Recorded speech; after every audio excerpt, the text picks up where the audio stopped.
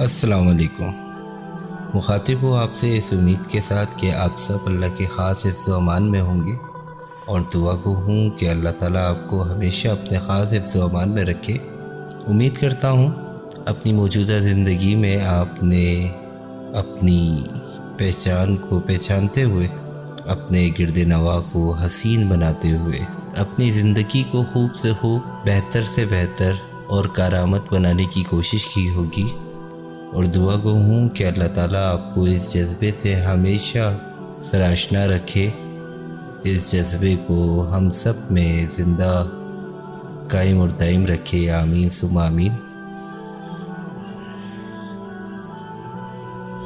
موجودہ دور وقت میں جہاں نفس نفسی کا عالم ہے، میں غور کرتا ہوں، دیکھتا ہوں کہ ہر شخص پریشان حال ہے، سکون جیسے ان سے کہیں کھو گیا ہے۔ الحمدللہ ثم الحمدللہ، مگر اس جذبے کے ساتھ حال و احوال پوچھنے پہ یہی ظاہر کیا جاتا ہے کہ اللہ تعالیٰ کے خاص کرم نوازش کے ساتھ زندگی گزر رہی ہے، لیکن انداز میں وہ ولولہ، وہ جذبہ پایا نہیں جاتا۔ کیا وجہ ہے؟ ہر شخص اپنے دل کے گوشے میں کہیں نہ کہیں بے اطمینانی کی صورتحال سے دوچار ہے۔ وہ بے اطمینانی کیا ہے؟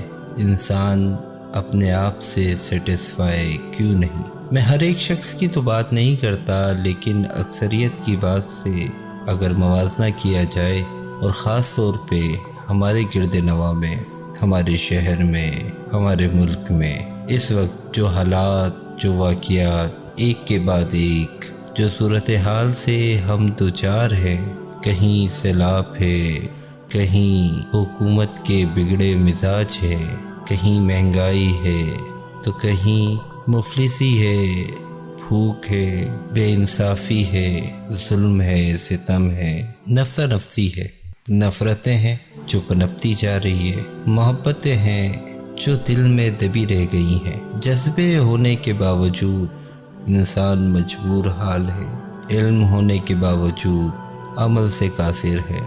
کیا وجہ ہے؟ اس معاشرے میں ہم ایسی کن بیماریوں میں مبتلا ہو چکے ہیں کہ ایک سکون کی کیفیت جو ہم سے روٹ سی گئی ہے۔ میں آرٹیفیشل سکون کی بات نہیں کرتا، میں دائمی اور اس سچے سکون کی بات کرتا ہوں جس کا تعلق دل سے جڑا ہے، جس کا تعلق ایمان سے جڑا ہے، جس کا تعلق حقیقت سے جڑا ہے۔ یوں تو کہا جاتا ہے دنیاوی غموں سے بچنے کی بہترین ترکیب یہ ہے کہ آپ خود کو سمجھائیں کہ ایک دن ہی تو رہنا ہے اس دنیا میں، نہ تو صبح کی تصدیق ہے، نہ شام کی گارنٹی۔ مسافر ٹھہرنے کو نہیں بلکہ چلنے کو آیا کرتے ہیں۔ کبھی دھوپ کا سامنا ہے، کبھی سایہ، کبھی صحرا ہے، کبھی کہسار، کبھی گلستان ہے، کبھی جنگل۔ نگاہ بصیرت کھلی رکھیں، مسافر تو محو سفر رہتا ہے۔ اپنی منزل کے تعاقب میں اس کی نگاہ آگے ہوتی ہے، پیچھے نہیں۔ عارضی غموں کو نارمل لینا چاہیے، یہ آخرت کے غم سے ہرگز بڑے نہیں بلکہ بہت معمولی سے ہے۔ مومن ہر معاملے میں خیر ہی کو ڈھونڈتا ہے، تلاش کرتا ہے۔ کائنات کا ایک پتا بھی خالق کے حکم کے بغیر نہیں گرتا۔ معصیت بھی بعض اوقات خیر بن جاتی ہے، اور انسان کی ندامت کے آنسو سے وضو کرتا بارگاہ رب میں جھک کر محبوب بن جاتا ہے۔ سب اچھا چلتا رہنا ہی خوش بختی نہیں، بلکہ کبھی کبھی تو ٹھوکر ہی آنکھیں کھلا کرتی ہیں، رب سے تعلق مضبوط کرنے میں مدد کرتی ہیں۔ مگر ٹھوکر ہی کیوں؟ اور ٹھوکر اگر رب سے تعلق کو مضبوط کرتی ہے تو ٹھوکر پہ ٹھوکر اور ٹھوکر پہ ٹھوکر۔ مومن ایک بل سے بار بار ڈسا نہیں جاتا۔ مومن گردش حالات ضرور رہتا ہے، مومن غموں سے غمزار ضرور رہتا ہے، مومن مسافر ہے، محور سفر ہے، منزل کے تعاقب میں رہتا ہے۔ لیکن یہاں وجوہات کچھ اور ہے۔ آج جس معاشرے میں ہم وقت اپنی زندگی گزار رہے ہیں، یہاں بہت سی چیزیں خلمت ہو کے رہ گئی ہیں۔ کسی جاننے والے نے پوچھا کہ ایک مسلمان کے لیے جھوٹ بولنا کیسا ہے، کیونکہ مومن تو جھوٹا نہیں ہوتا، مومن تو سچا ہے۔ تو آج کا مومن اور آج کا مسلمان جو اپنے اندر ایک سمندر رکھتا ہے، اپنے حوصلے پہاڑوں کے جیسے بلند رکھتا ہے، وہ ایک معمولی سی جھوٹ کا سہارا اپنی زندگی کے معمولی سے معاملات میں کیوں سہارا لیتا ہے جھوٹ کا؟ اور اس جھوٹ کا وبال کیا ہے؟ میرا سوال ہے آپ سے، کیا مجھے کوئی بتا سکتا ہے کہ اللہ تعالیٰ جھوٹوں کے لیے کیا کہتا ہے؟ رسول اللہ صلی اللہ علیہ وسلم جھوٹ بولنے والے کے لیے کیا کہتے ہیں؟ کہیں ایسا تو نہیں کہ ہمارے معمولی سے جھوٹ یا مذاق یا ذرا سے فائدے کے لیے کہا جانے والا جھوٹ ہمارے لیے لعنت بن جائے، اور ہم جس معاشرے میں رہتے ہیں وہاں پہ کوئی ایسا شخص نظر سے نہیں گزرتا جس نے کبھی جھوٹ نہ بولا ہو، یا وہ بہت کوشش کرتا ہے کہ جھوٹ نہ بولے۔ دونوں میں بڑا فرق ہے۔ لیکن ایک وہ شخص جو یہ دعویٰ کرتا ہے کہ میں جھوٹ نہیں کہتا، اس کے دعوے پر اس معاشرے میں ضرور شک و شبہ ہے۔ ایک تو ہے جھوٹ کہنا اور ایک ہے جھوٹی گواہی دینا۔ کہا جاتا ہے کہ انسان جھوٹ صرف اس نوبت پہ کہہ سکتا ہے، وہ بھی اس کی نیت اللہ تعالیٰ جانتا ہو کہ وہ جھوٹ کیوں کہہ رہا ہے، اور واقعی اس جھوٹ سے اس کی جان بچ جائے۔ ہمارے یہاں نہ تو ایسے جنگ و جدل جیسی صورتحال ہے کہ جہاں پہ انسان کو، مسلمانوں کو اپنی زندگی بچانے کے لیے جھوٹ بولنا پڑ رہا ہو، اور وہ جھوٹ سے وہ اللہ کی نالت کے مرتکب نہیں ہو رہے ہوں۔ ادروائز اگر بے ساختہ ہماری زبانوں سے اگر جھوٹ نکل جاتا ہے، ہم جھوٹ بول دیتے ہیں معمولی سے معمولی باتوں میں، اور ہم اس کو معمولی سمجھتے ہیں، تو یہ ہمارے لیے لمحہ فکریہ ہے۔ یہ ہمارے لیے کیا قیمت ہے، کیا فائدہ ہے، کیا مفاد ہے جس کے لیے ہم جھوٹ کہتے ہیں؟ کیا عذاب ہے، کیا مجبوری ہے، کیا سزا ہے جس سے بچنے کے لیے ہم جھوٹ کہتے ہیں؟ اور اگر ہے بھی تو اس کی قیمت کیا ہے؟ کس نہج پہ پہنچ کر ہم جھوٹ کہتے ہیں؟ ہماری زندگیاں جو نعمتوں سے بھری ہیں، اللہ کے خزائن کے دروازے ہم سب پہ کھلے ہیں، اور جھوٹ کہتے ہوئے ہماری زبان نہیں کٹ جاتی۔ اگر کٹ جائے تو وہ بہتر ہے، بنسبت اس کے کہ اللہ کی نالت کے ہم مرتکب ہو جائیں۔ اس سے بہتر ہے کہ ہماری جانیں چلے جائیں، اور اگر ہم ندامت بھی کریں تو کیوں ہمیں توفیق نہیں ملتی؟ کیا ہماری نیتوں میں کھوٹ ہے؟ کیا ہماری نیتیں ثابت نہیں؟ یا ہم اس گناہ کو گناہ ہی نہیں سمجھتے؟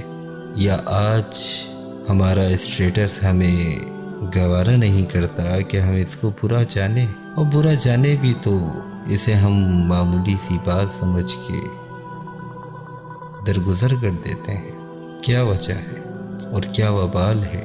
میرے نزدیک یہ جھوٹ اس معاشرے میں انسان در انسان میں، مرد عورت میں اور بچے بچے میں جو عام ہوتا جا رہا ہے، یہ وبا، اور اس میں آپ کے اور میرے کیا مال ہے؟ ہم کیا کردار ادا کر رہے ہیں؟ کم سے کم ہم اپنے گرد نواح کا ذمہ لیں، اور اس سے پہلے خود کو اس زندگی کا مقصد اور اس زندگی کی قیمت کو سمجھتے ہوئے۔ میں عبادت کی بات نہیں کرتا، یہ تو معاملات ہیں، عبادت کا تعلق تو اللہ کا اور اس کے بندے کا ہے، لیکن اس جھوٹ کی بدبو اور اس جھوٹ کے نقصانات اس معاشرے پہ مرتب ہوتے جا رہے ہیں۔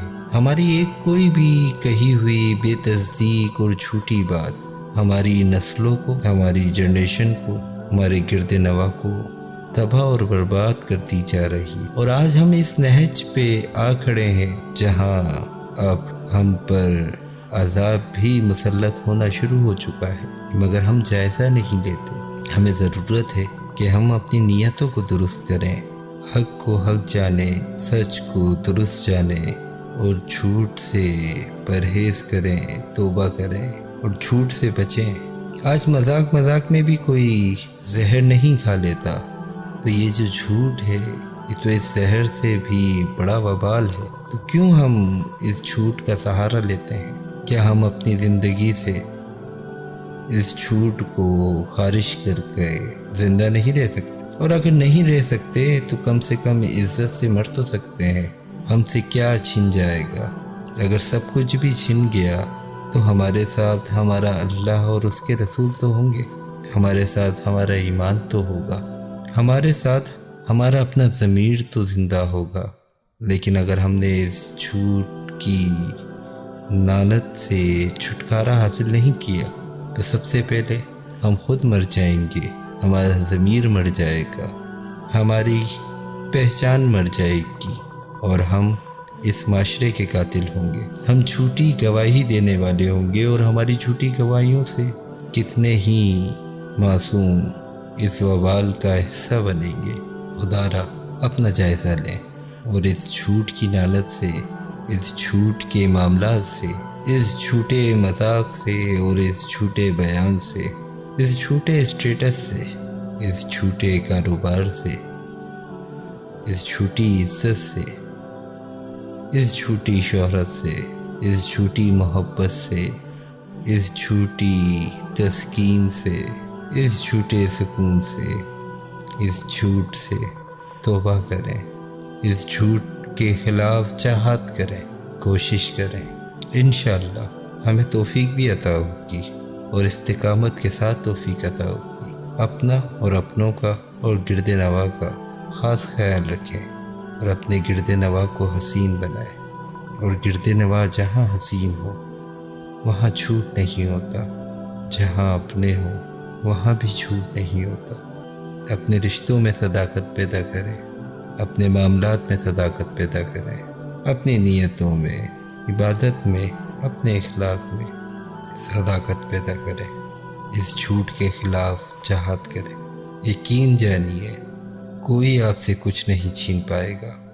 مجھ کو دعاؤں میں یاد رکھیں اور میرے لیے بھی دعا کریں کہ اللہ تعالی ہم سب کو کہنے سننے سے زیادہ عمل کی توفیق عطا فرمائے۔ آمین ثم آمین۔ السلام علیکم۔